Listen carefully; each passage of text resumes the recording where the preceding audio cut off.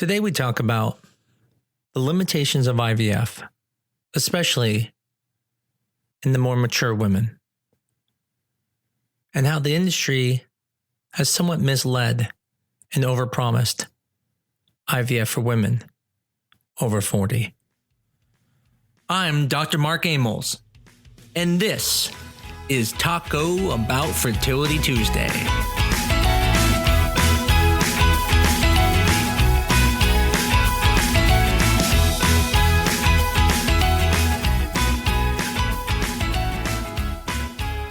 I'm always talking about how IVF is not magical. I continuously remind patients that IVF is just a way of pulling the eggs out, putting them with a sperm, making an embryo, and then putting it back. So that means the person who's undergoing IVF is going to affect the process. So if you're someone who makes a lot of eggs, then I have more chances to have success for you with IVF if I'm getting more eggs. I just get more tries. Whereas if you are someone who makes less eggs, I'm going to have a harder time because I have less chances. Now, sure, IVF is going to fix some things. For example, if there's a sperm problem, you can overcome it. If the tubes are blocked, you can bypass them. But when it comes to egg quality, IVF is extremely limited. And when you talk about maturity in women who are 40 and over, we start to see a big decrease in the quality of eggs and a lower number of eggs available. So what this means is that if you do have a male factor, but you are 40 or over, if you do have a tubal factor and you are 40 and over, IVF is not magical, and there is a high chance it will not work for you, and that it's going to take more than one cycle. And if anyone is telling you otherwise, they're just lying to you. To make this even worse, many celebrities are having kids later in life, and no one tells the full story of their fertility journey. No one tells you that they had to go through 6 cycles of IVF to get pregnant. No one tells you that they failed multiple times. So most of the time we hear stories of people having success when they're 40 or above, but we don't know the full journey behind it. And if we did, I think our view of IVF at 40 and above would be a lot different. And unfortunately, many clinics are not truly honest of their pregnancy rates of 40 and above.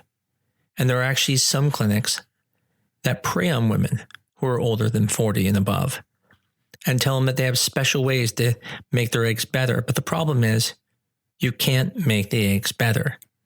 And that is the reason why IVF will never be extremely successful in women who are 40 and older. Now, this doesn't mean that you can't get pregnant. Matter of fact, our clinic gets many women pregnant who are 40 and over. But there's no question when it comes to women who are less than 40, the chances are much higher because we have more to work with. And the embryo quality ends up being better. But don't just take my word for it. Let's look over the data. In 2013, if you look at the pregnancy rate of a fresh IVF transfer for someone who was under 35, per cycle, it'd be 45.9%. If you looked at that same pregnancy rate for someone who was 41 to 42, it would be 18.8%. And if you looked at someone who was 43 to 44, it'd be 10.2%. Now, we all know there are things like miscarriages. So live birth is really what you care more about. So if we look at the live birth rate per IVF cycle of someone under 35, in 2013, it'd be 39.9%. But the live birth rate of someone 41 to 42, 11.1%. What about 43 to 44? 5.2%. Even if you just look at the outcomes per transfer, they are still extremely low. Now, when you're looking at outcomes per transfer, you have to keep in mind that this could be multiple cycles someone has gone through and then they do a transfer. So you could select better embryos and you expect a slightly better rate. And at that time, in 2013, the under 35 live birth rate was 47.4, with the live birth rate of a 41 to 42-year-old woman being 16.2, approximately 5% higher than the cycle rate. And that for someone 43 to 44, it was 8.2% live birth rate, up 3% from just per cycle. So again, per cycle would be if you went through a cycle and you did a transfer, outcomes per transfer is after going through even multiple cycles and doing a transfer. I'm sure you're wondering why I would start with 2013 data. I mean, we have a different president now. Jack in the Box doesn't even sell their monster tacos anymore. But the reason I use that is because at that time we were breaking age up between 41 and 42, 43 and 44, and then over 44. But because the pregnancy rates were so low for women over 42, they just decided to lump them in one category. So now we're going to talk about the 2016 rates. So for, again, an outcome per cycle, meaning you go through one IVF cycle, the chances of coming away with a pregnancy under 35 is 35.9%. These are, again, national statistics. If you look at it from the standpoint of a 41 to 42-year-old, it's 12.6. If you look at it from someone over 42, it's 6.3. Now, these are pregnancy rates. When you look at the live birth rate for someone under 35, it's going to be 31%. For 41 to 42, 8%. And for over 42, 3.2%. Now, I know you're thinking, wait, why are the pregnancy rates lower? And now it's 2016. I mean, so many things are better now. This is going to be because of two reasons. First, most great clinics are doing frozen embryo transfers at this point, which means the only clinics still doing fresh transfers are going to be clinics that have not really moved ahead. Additionally, even clinics who were planning on freezing embryos, if they were concerned about the embryos and didn't think they could make the freeze and then the thaw, they would move forward with a transfer kind of as a last-ditch effort, and that would then lead to a lower pregnancy rate. However, if you look at the frozen transfer rates for women under 35 in 2016, the pregnancy rate was 59.3% and the live birth rate 49.4%. If you look at the pregnancy rate for 41-year-olds to 42-year-olds in 2016, the pregnancy rate was 48.6% with a live birth rate of 37.9%, and over 42 was 38.1% and a live birth rate of 27.7%. Those are much higher. But at what cost? When you look at the details, which is the estimated average number of transfers per retrieval, you find that if you're under 35, you get 1.2, which means you get more than one transfer per retrieval. But if you go to someone who's 41 to 42, it's 0.6, which means it takes on average about 2 retrievals to even get one transfer. And for people over 42, it's 0.4, which means it takes almost 3 retrievals to get a transfer. Additionally, you have to remember that the women who are older, who are getting frozen embryos, are already a better category. If they're making that many eggs, then they have a better chance than the people who are 41 to 42 who can only do the fresh cycles. So again, you're going to get a bias of information because only the people who can go ahead with a transfer are going to be the ones who can make a lot of eggs who are 41 to 42. Now, all of this data was taken from the CDC, which anyone can look up. When we look at the SART data, we see a similar story. So in 2016, if you looked at the final cumulative outcome per egg retrieval cycle, that means if you add up all of the transfers from an egg retrieval cycle and you were under 35, the chances of a live birth was 54.5%. If you look at people who are 41 to 42, and again, added up the cumulative outcome per egg retrieval cycle, meaning including all their transfers that they did with that cycle, per cycle live birth rate is only 13.4%. For people over 42, it's 4.1%. If you even look at the individual outcome, so the primary outcome per egg retrieval, saying the first transfer, it drops even further. For under 35, it's 41.3%. For 41 to 42, it's 11.7%. And for greater than 42, is 3.6% for a live birth. What this all means is that, yes, you can get pregnant, but it's very important to understand that when you are picking a clinic, when you are going into this and you are over 40, it's very important to understand that the chances are very, very low and that it's going to require more than one cycle for most people. Almost 80% of people who are going through between 40 and 42 to be able to get a normal embryo. So how are clinics able to say things like, well, we have a 60% pregnancy rate for people who are 40 and older? The reason why is because they're fudging the data. They're saying that if you get a normal embryo, then your chances of getting pregnant are going to be this much. However, no one knows who's going to get that normal embryo. I've had women who've gone through multiple cycles to get one embryo. I've had other women who go through one cycle and have a normal embryo. But the point is that overall, in general, the pregnancy rate is in the low teens for women 41 to 42 with IVF. And that is because IVF is not magical. A matter of fact, IVF actually sucks at fixing egg quality issues.